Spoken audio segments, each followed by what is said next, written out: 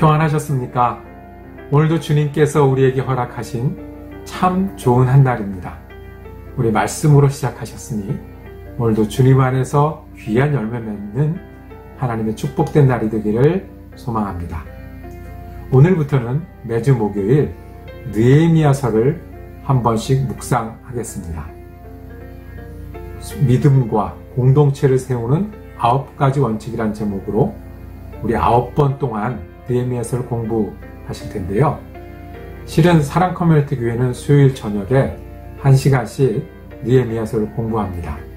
우리 참여하신 분들은 오늘 복습과 더 풍성하게 하는 시간이 되기를 원하고, 새롭게 참여하시는 분들은 여기가 성경 공부 2반입니다. 그러니까 성경을 새롭게 배우는 즐거움과 그리고 성경이 주시는 변화의 시간들을 경험하는 은혜의 자리가 되기를 원합니다. 기도하면서 시작하겠습니다. 사랑과 은혜가 많으신 아버지 하나님, 언제나 우리를 사랑하여 주셔서 주님 안에서 새로운 소망으로 날마다 지내게 하시니 감사합니다. 우리가 어디에 있든지 주님 때문에 새 힘을 얻고, 우리가 무엇을 하든지 주님 인도하심을 믿을 때에 우리 가운데 오늘도 주님과 동행하는 축복이 가능하기에 감사와 찬양을 드립니다. 오늘도 주님을 의지합니다. 특별히 느헤미야를 통해서 역사하셨던 주님을 우리가 살피며 묵상할 때에 우리 가운데 느헤미야처럼 기도할 수 있는 성령의 역사를 더하여 주시옵고, 느헤미야처럼 하나님을 향하여 더 많은 사람, 더 귀한 영혼들을 위해 중보할 수 있는 하나님의 심령을 심어 주시옵소서. 오늘 주님께 충성하여 귀한 열매 맺는 하루 되기를 간구하오며 우리 주 예수 그리스도 이름으로 기도드립니다. 아멘. 오늘 우리가 함께 읽으실 성경 한 장은 구약 성경 느헤미야 1장입니다. 9절에서 11절까지 말씀을 새번역 성경으로 받들어 읽겠습니다. 우리가 주님께로 돌아와서 주님의 계명을 지키고 실천하면 쫓겨난 우리가 하늘 끝에 가 있을지라도 주님께서 거기에서 우리를 한데 모아서 주님의 이름을 두려고 택한 곳으로 돌아가게 하시겠다고 하신 그 말씀을 이제 기억하여 주십시오. 이들은 주님께서 크신 힘과 강한 팔로 건져내신 주님의 종이며 주님의 백성입니다. 주님, 종의 간구를 들어주십시오. 주님의 이름을 진심으로 두려워하는 주님의 종들의 간구에 귀를 기울여 주십시오. 이제 주님의 종이 하는 모든 일을 형통하게 하여 주시고 왕에게 자비를 입게 하여 주십시오. 그때 나는 왕에게 술잔을 받들어 올리는 일을 맡아보고 있었다. 아멘. 느헤미야서 1장 1절은 이렇게 시작합니다. 하가랴의 아들 느헤미야가 한 말이다. 그러니까 이 느헤미야서를 소개하는 사람은 바로 느헤미야입니다. 그리고 느헤미야가 지났던 일들을 회고 형식으로 우리에게 전해줍니다. 느헤미야는 말 그 뜻대로 하면 야가 여호와를 의미하는 거고, 느헤미 불쌍히 여기다, 위로하다, 그런 뜻이랍니다. 그러니까 느헤미야는 여호와께서 위로하신다, 그러니까 위로자가 되고자 하는 꿈을 가지고 받은 이름을 가진 그런 사람이었습니다. 그 사람이 20년 기슬월, 내가 도성 수산에 있을 때에 그랬습니다. 수산이란 말은 도시 이름인 거고요. 그 다음에 도성이니까 이 나라의 수도가 되네요. 어느 나라일까요? 페르시아입니다. 옛날 개역 성경에는 바사 제국이라고 되어 있습니다. 이 페르시아는 이 당시에 가장 크고 강성한 나라입니다. 이 수산은 지금의 이란 지역에 있고요. 그 옆에 이라크 지역은 물론이고 터키, 소아시아, 그리고 애굽에 이르기까지, 그리고 그리스 국경에 이르기까지 넓은 대제국을 차지하고 있었습니다. 그런데 느헤미야가 왜 여기에 있었을까요? 여러분도 아다시피 예루살렘은 바빌론 제국에 멸망합니다. 그게 주전 586년인데요. 바빌론 제국에 멸망하면서 모든 사람들이 포로로 끌려갑니다. 예루살렘 성은 흡파되고 성전도 완전히 부서집니다. 성전 안에 있던 귀한 물건들은 약탈품으로 옮겨지게 됩니다.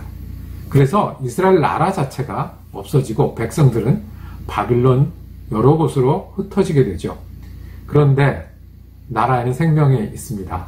바빌론 제국이 멸망하고 그 다음에 메대라는 나라가 이 지역의 패자가 되고 잠시 뒤에 페르시아 제국이 이 지역을 차지하고 강성한 나라가 됩니다. 그러니까 느헤미야가 수산, 즉 페르시아의 수도에 있었다고 하는 것은 그때 예루살렘이 멸망했을 때 바빌론 제국에 의해서 포로로 잡혀간 사람들이 처음에는 바빌론 제국 여기저기 흩어져 있었고 지금은 페르시아가 된 그런 지역이 있는 거죠. 옛날에 일제강점기 때 중국인 줄 알고 만주로 이주했던 사람들이 일본이 그 지역을 차지하니까 일본 땅에 사는 게 되었던 것처럼 바벨론 제국에 끌려갔다가 이제는 페르시아 제국에 그런 피난민으로 사는 그런 입장입니다. 20년 기슬르월이라고 했는데요. 이 20년은 왕이 즉위하기 시작한 지 20년입니다. 이 당시 왕은 아닥사스다라는 왕입니다. 이 아닥사스다 왕이 즉위한 지 20년. 이때를 지금 달력으로 계속해 보면 주전 444년쯤으로 보고 있습니다. 기슬루월은 지금 양력으로 11월에서 12월 중순에서 12월. 그래서 이때 겨울인데요. 수산은 이 페르시아 제국의 수도 중에 하나였습니다. 겨울 왕궁이 있는 수도였고 그 도성에 이 느헤미야가 있었습니다. 거기서 이야기를 시작합니다. 느헤미야 방문자가 있습니다. 반가운 방문자가 하나니라고 부르는 동생입니다. 이 사람은 어디서 왔냐면 예루살렘에서 왔습니다. 오랜만에 만난 그 형제로부터 이야기를 듣습니다. 느헤미야는 궁금했던 게 있습니다. 예루살렘에 사는 우리 백성들의 형편은 어떻습니까? 왜 백성들이 그때 있죠? 모두 다 포로로 잡혀갔다고 그랬잖아요. 여러분들 이제 우리가 지도를 잠깐 보시면서 기억하실 필요가 있습니다. 처음에 이 잡혀왔던 그 길 그대로 다시 돌아가는 일들이 벌어집니다. 어떻게 돌아가집니까? 여러분 아시는 대로 페르시아 첫 왕 고레스가 유다인들 중에 예루살렘으로 돌아가서 성전을 재건하라는 명령을 내립니다. 그때 돌아온 사람들이 누가 있었죠? 지도자 스룹바벨이 있었습니다. 스룹바벨과 함께 왔던 제사장은 여호수아고요. 그리고 또 누가 있냐 하면 세스바살이 있습니다. 이 세스바살은 좀 이제 그 학자들 사이에 논란이 있습니다. 세스바살이 스룹바벨이 아니냐, 아니면 그냥 그 바빌론 사람, 그 페르시아 사람이 아니냐, 뭐 이런 그 논란이 있는데 그런 지도자들이 왔습니다. 와서 한 일은 성전을 재건했습니다. 그 다음에 그게 한 연도로 보면 여러분들 도표에 보시다시피 537년입니다. 그러니까 잡혀간 지 한 50년이 조금 안 되는 그런 때 다시 돌아오기 시작했네요. 그리고 성전이 완전히 재건된 게 잡혀간 지 70년, 즉 주님의 예언을 이루는 그런 장면이 있습니다. 그 다음에 458년, 그러니까 그로부터 한 90년 가까이 지난 다음에 아닥사스다 왕이 된 다음에 이곳에 성전뿐만 아니라 진짜 예배가 회복되고 율법을 가리키도록 다시 유대 사람들을 돌려보냅니다. 다 돌아간 건 아니고요. 처음에도 그랬듯이 이번에도 자원하는 사람, 꼭 필요한 사람들이 돌아갔습니다. 그래서 에스라가, 이 에스라는 제사장이었고 율법학자였습니다. 율법을 다시 가르치고 하나님께 예배하는 법을 새롭게 하고 절기를 다시 시작했습니다. 그래서 이때 재건합니다. 그러니까 원래 예루살렘에는 유다 사람들이 없어야 됩니다. 그렇지만 고레스 때 한 번, 아닥사스 때 한 번 유다 사람들을 돌려보냈거든요. 그래서 그 사람들이 가서 다시 살기 시작했습니다. 그래서 느헤미야가 물었던 건 그 일입니다. 남아있는 사람들, 즉 다시 돌아간 사람들이 어떻게 지내느냐. 근데 하나니가 전해준 소식은 그렇게 밝은 소식이 아닙니다. 이렇게 얘기합니다. 거기에 고생이 아주 심합니다. 업신여김을 받습니다. 예루살렘 성벽은 허물어졌고 성문들은 다 불에 탔습니다. 엉망이었습니다. 가서 다시 시작해보려고 했지만 거기 생활은 굉장히 어려웠고 거기서도 사람들이 흩어지고 그리고 그 주변에 즉 유다 사람들이 떠났을 때 다시 그쪽에 자리 잡은 이방 백성들에게 업신여김을 받는 소수민족이었습니다. 자, 여기까지가 오늘 느헤미야의 시작의 배경입니다. 이제 드디어 느헤미야가 등장합니다. 이 소식을 들은 느헤미야가 어떤 반응을 보였을까요? 근데 여기서 잠깐, 느헤미야는 무엇을 하는 사람일까요? 무엇을 하던 사람이길래 왕궁이 있는 수산에 살고 있었을까요? 11절에 보면, 오늘 읽을 11절에 보면 왕에게 술잔을 받들어 올리는 일을 하고 있었다 했습니다. 이것은 어떤 일이냐면 바로 왕을 지근거리, 가장 가까운 거리에서 비서로 경호원으로 섬기는 걸 말합니다. 술을 준비하고 때에 맞춰서 적당한 술을 내어놓고 잔치도 주관하고 왕의 식사도 준비하고 그리고 혹시나 모른 위험한 사태에 대비해서 그 품질을 유지하는 일을. 그래서 왕에게 가장 가깝고 또 친근한 말을 전할 수 있는 그런 위치였습니다. 그렇게 보면 지금으로 따지면 백악관에, 그러니까 가장 강대한 나라 비서실이나 경호실에서 아주 중요한 직책을 맡고 있던 한마디로 출세한 사람이었습니다. 자, 유다 출신의 피난민, 지금은 이 사람들을 레퓨지라고 하죠. 뭐라고 그러죠? 망명자들. 그러니까 전쟁 포로들 중에, 출신 중에 몇 대가 지나서 이제는 가장 높은 위치에 올라갔던 그런 사람인 거죠. 근데 그 사람이 예루살렘 소식을 듣고 어떤 반응을 보낸 줄 아십니까? 제가 4절을 받들어 읽겠습니다. 나는 주저앉아서 울었다. 나는 슬픔에 잠긴 채로 며칠 동안 금식하면서 하늘의 하나님께 기도하였다. 주저앉아서 울 정도로 충격이 컸습니다. 대단히 실망했습니다. 슬픔에 잠긴 감정이 있습니다. 얼마나 슬펐냐면 며칠 동안 금식하면서 기도할 정도로 슬픈 소식이었습니다. 한 가지 중요한 질문이 생깁니다. 도대체 느헤미야는 왜 이 소식이 그렇게 슬펐을까요? 자기는 이미 할아버지의 할아버지가 이 곳으로 이사를 했었고 그리고 이미 자기는 가장 높은 직책에 가 있었고 그리고 이것을 통해서 하나님께 또는 이것을 통해서도 충분히 잘 살 수 있는 사람인데 이렇게 예루살렘 소식을 듣고 왜 이렇게 실망하고 왜 이렇게 슬퍼했을까요? 그 이유를 우리는 느헤미야를 보면서 찾아가야 합니다. 우리는 이 이유를 성경에서도 찾아야 되겠죠. 5절에서 11절까지는 느헤미야가 드린 기도입니다. 그리고 이 멋진 기도는 지금 드려도 참 좋은 기도가 될 만큼 좋은 내용들이 그리고 좋은 태도가 가득합니다.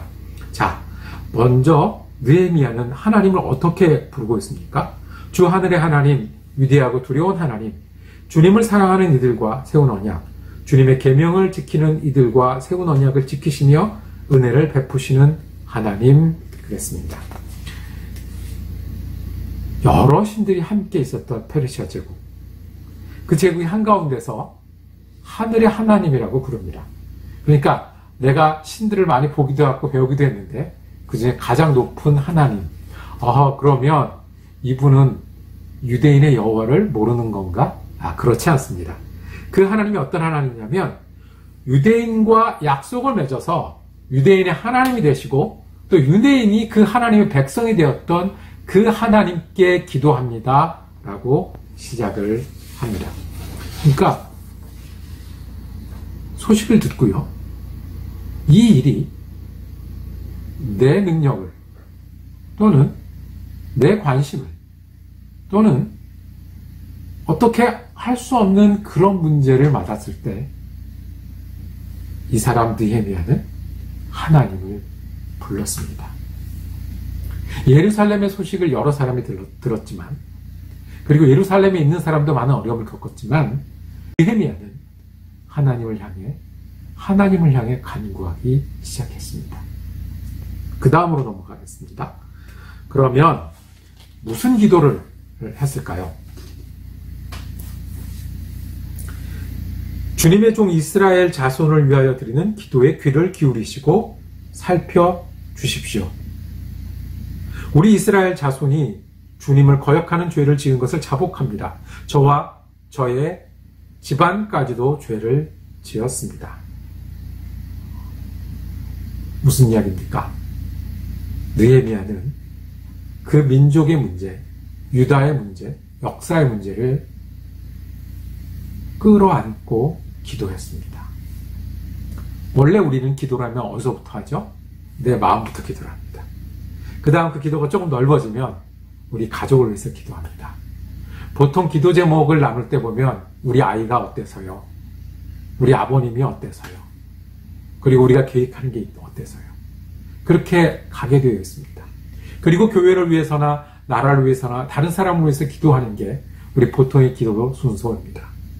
우리가 나라를 위해서 기도할 때도 좋은 나라가 돼야 누가 좋은 거예요? 내가 좋은 거예요. 우리 미국에 사는 교포들은 두 나라를 위해서 기도합니다. 그렇죠? 한 나라는 미국을. 왜요? 내가 사는 나라니까 이 나라가 하나님 앞에 잘 돼야 내가 좋은 거예요. 우리 그걸 위해서 기도합니다. 내 가족이 있고 내 뿌리가 있는 그곳이 잘 되어야 내가 또 좋은. 그런데 느헤미야는 그 반대 순서로 갑니다. 우리 집안이 죄를 지어서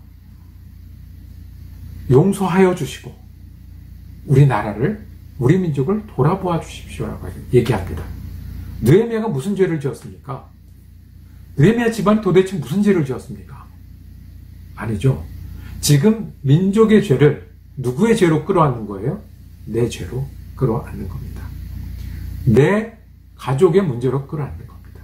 어떻게 이렇게 할 수 있었겠습니까? 느헤미야가 기도했기 때문에 가능했습니다. 뭐 했기 때문에요? 기도했기 때문에 그렇습니다. 그냥 놔두면요, 우리는 이 시대에 개인주의로 살게 됩니다. 더군다나 미국이요. 저 개인주의로 말하면 첨단을 달리는 미국이요. 마스크 그렇게 쓰래도 나는 안 쓰겠다고 말하는 미국이요. 여기서 어떻게 하나님의 역사를 끌어안고 하나님의 뜻을 끌어안고 어떻게 하나님의 사람들, 하나님의 일을 위해서 살 수가 있겠습니까?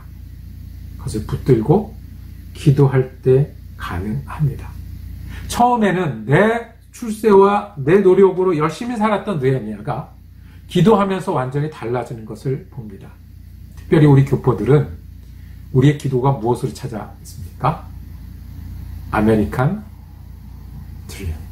주님 여기 저를 보내주셨으니 축복하시고 성공하게 하시고 저를 통해서 또 조금 넓어지면 빛도 되게 하시고 소금도 되게 하시고 나라 일은 백인들이 하는 것 같고 어려운 건 또 다른 민족들이 하는 것 같고 다른 인종들이 하는 것 같고 그냥 우리는 우리 일 잘하는 게 여기서 잘 사는 거다라는 생각을 넘어가기 쉬워요. 아마 느헤미야도 그랬을지 몰라요. 할아버지 때 이쪽에 피난 왔는데 피난 와서 나는 이렇게 성공했으니까. 근데 느헤미야 기도하기 시작하니까 어떤 기도를 해요?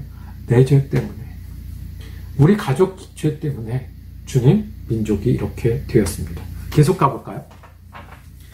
자, 오늘 읽었던 말씀입니다. 8절부터 주님의 종 모세를 시키시어 하셨던 말씀을 기억하여 주십시오.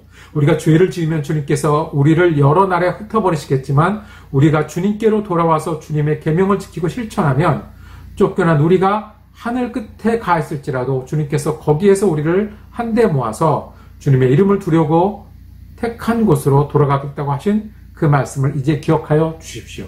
느헤미야는 뭐를 아주 잘 알고 있었어요? 역사를. 이 역사가 어디에 있었던 역사예요?